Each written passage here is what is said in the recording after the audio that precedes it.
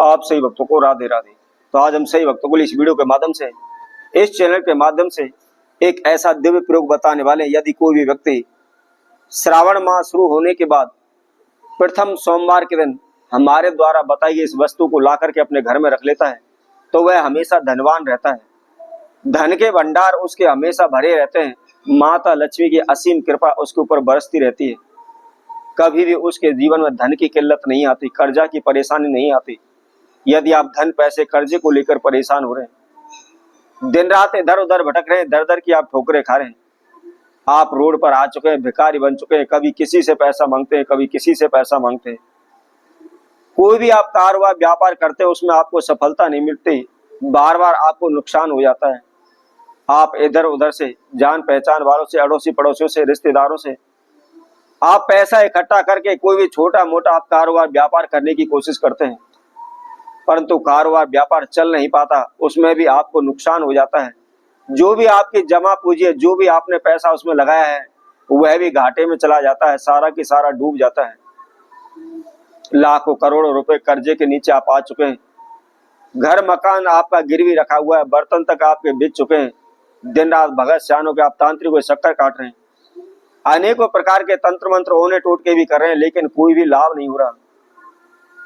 अनेकों प्रकार की पूजा पाठ भी आपने करके देख लिए, लेकिन कोई भी लाभ नहीं हो रहा। दिन प्रतिदिन आपको नुकसान होता चला जा रहा है। तो ऐसे में आपको क्या करना है? श्रावण मास शुरू होते ही प्रथम सोमवार के दिन आपको हमारे द्वारा बताई छोटी सी वस्तु को आपने ला करके अपने घर में रख लेना है। फिर आप देखिए, निश्चित ही 100% आपके जीवन में उन्नति होने लगेगी, प्रगति होने लगेगी। किसी प्रकार का कोई भी तंत्र मंत्र ओना टोटका, किसी प्रकार का कोई भी काला जादू आपके ऊपर असर नहीं करेगा। आपके शत्रु दुश्मन सभी भाग खड़े होंगे, सभी आपसे परास्त हो जाएंगे। कोई भी आपको हानि नुकसान नहीं पहुंचा पाएगा। तो इसको कैसे करना है, क्या इसकी विधि है, इसकी जानकारी के लिए आप हमारी इस वीडियो को संपूर्ण सुने, आखिर तक आप जुड़े रहें। और इसके साथ साथ जिसकी वक्त ने हमारे चैनल को सब्सक्राइब नहीं किया है वह सर्वप्रथम सब्सक्राइब करें, लाइक करें, कमेंट बॉक्स में जाकर के राधे राधे अवश्य लिखें। तो जैसा कि आप सभी जानते हैं, 30 जुलाई 2026 को श्रावण मास प्रारंभ होने जा रहा है और इसके साथ साथ 3 अगस्त को प्रथम श्रावण मास का सोमवार पड़ रहा है। तो इसी सोमवार के दिन आपने इस महाप्रयोग को करना है।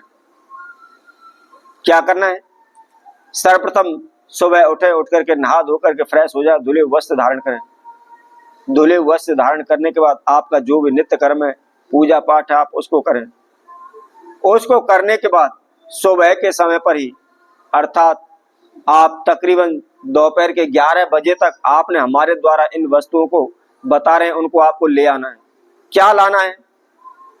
सर्वप्रथम आपको चांदी का एक बेलपत्र आपने सुनार से ले लेना है। उसके साथ साथ यदि हो सकता है आप पारद की शिवलिंग ले लें। यदि पारद की शिवलिंग आपको नहीं मिलती है तो कहीं से सांप की बम्मी की मिट्टी आपको मिल जाती है, तो उस मिट्टी की एक आप शिवलिंग तैयार कर लें। और उसके साथ में आपको एक त्रिशूल चांदी का आपको लेना है और उसके साथ में मात्र केवल एक कमल गट्ठा का बीज आपको लेना है। ध्यान रखना है, कमल गट्ठे की माला भी आती है और उस कमल गट्ठे के बीज के अंदर छिद्र होता है, तो आपने छिद्र युक्त कमल गट्ठा लेना है, छिद्र वाला कमल गट्ठा आपको नहीं लेना है। एक बात मैं और आपको बता देता हूं, यह मात्र केवल श्रावण का सोमवार ही नहीं है, क्योंकि इसी दिन पर नाग पंचमी भी पड़ रही है। यदि जिस किसी भक्तजन के कुंडली के अंदर काल सर्प दोष है, शनि दोष है, राहु केतु का दोष है, तो इस प्रकार के दोष भी शीघ्र ही दूर हो जाएंगे। उसकी किसी प्रकार का प्रभाव, दुष्प्रभाव आपके जीवन में नहीं होगा। मात्र आपने इसी छोटे से प्रयोग को करना है। अब जैसा कि मैंने आपको बताया था, इन सभी वस्तुओं को आपको लेकर के आना है। क्या क्या लेकर के आना है? सर्वप्रथम चांदी का बेलपत्र, दूसरा पारद की शिवलिंग या आप मिट्टी की शिवलिंग आप तैयार कर सकते हैं, और उसके साथ में एक चांदी का त्रिशूल और मात्र केवल एक कमल गट्ठा। इन सभी वस्तुओं को आपने ला करके अपने घर पर रख लेना है। अब क्या करना है? संध्या के समय प्रदोष काल में, जिस समय पर सूर्यास्त हो रहा हो, उस समय पर आपने शिवलिंग की पूजा करनी है। जो आप पारद शिवलिंग की आप मूर्ति लाए हो, यदि नहीं लाए हो तो मिट्टी की जो आपने शिवलिंग बनाई हुई है उसका विधिवत आपने अपने घर पर ही पूजन करना है।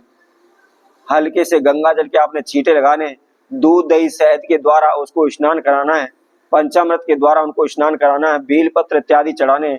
और उसके साथ साथ जो आप इन वस्तुओं को लेकर के आए, जो चांदी का बेल पत्र है, त्रिशूल है और उसके साथ साथ कमल गट्टा है, यह भी आपने देवादिदेव महादेव को अर्पित करना है, शिवलिंग पर चढ़ाना है। शिवलिंग पर चढ़ाने के बाद ओम नमः शिवाय इस मंत्र का आपको जाप करना है।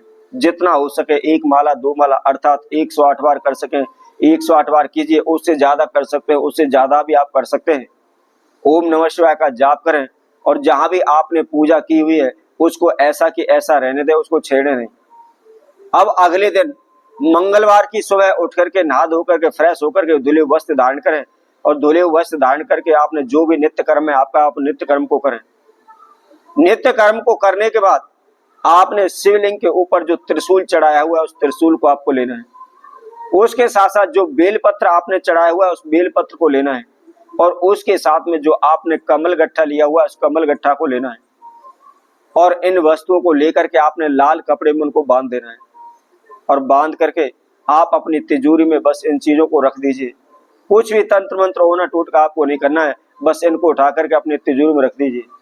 सालों साल शत्रु दुश्मन आपका कुछ नहीं बिगाड़ पाएंगे, कोई भी तंत्र मंत्र काला जादू आपके ऊपर असर नहीं करेगा। और उसके साथ साथ आपके दिनों दिन धन में वृद्धि होने लगेगी, कर्जे से आप देखते ही देखते मुक्त हो जाएंगे। तो इसी तरह हम आप सबको के लिए और उपाय के साथ नई वीडियो के साथ पुनः उपस्थित होंगे। तब तक के लिए सभी भक्तों को राधे।